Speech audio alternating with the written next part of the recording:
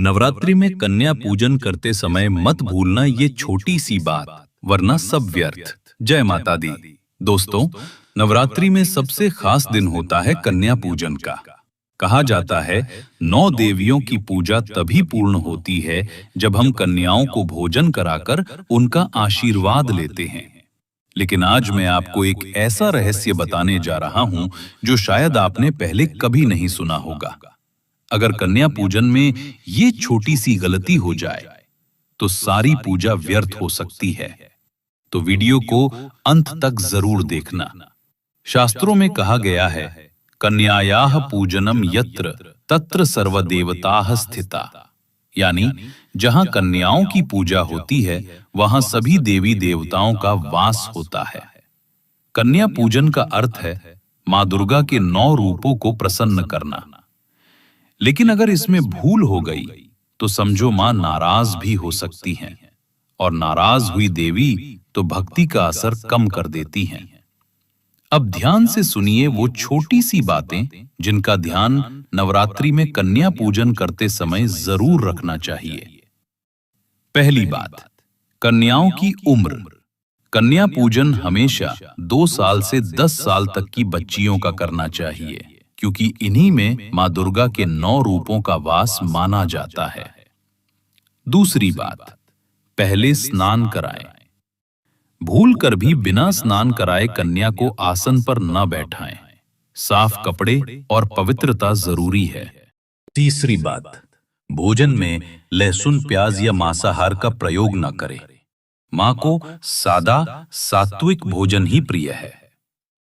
चौथी बात, कन्याओं को बाएं हाथ से ना छुएं, हमेशा दाएं हाथ से ही आशीर्वाद दें। पांचवी बात, कन्या पूजन के बाद उन्हें खाली हाथ ना भेजें।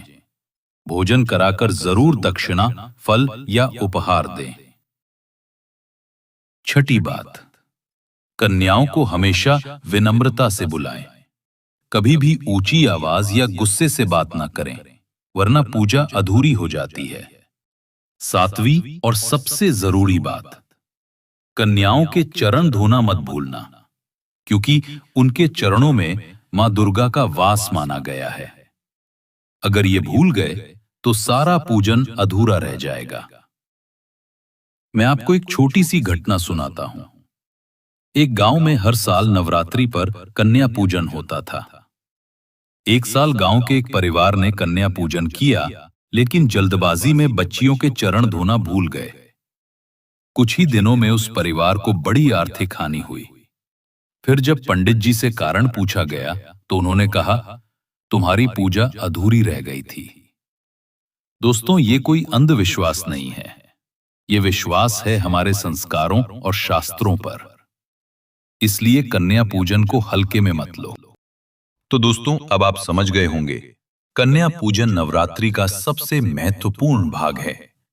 लेकिन अगर इसमें छोटी सी भी चूक हो जाए तो पूरी पूजा व्यर्थ हो सकती है। इसलिए कन्याओं को स्नान कराएं, चरण धोएं, सात्विक भोजन कराएं और सम्मान पूर्वक विदा करें। ऐसा करने से मां दुर्गा 9 रूपों में प्रसन्न होकर आपके घर में स्थायी निवास करती हैं, और दरिद्रता, दुख, दर्द आपके घर से हमेशा के लिए दूर हो जाते हैं। जय माता दी।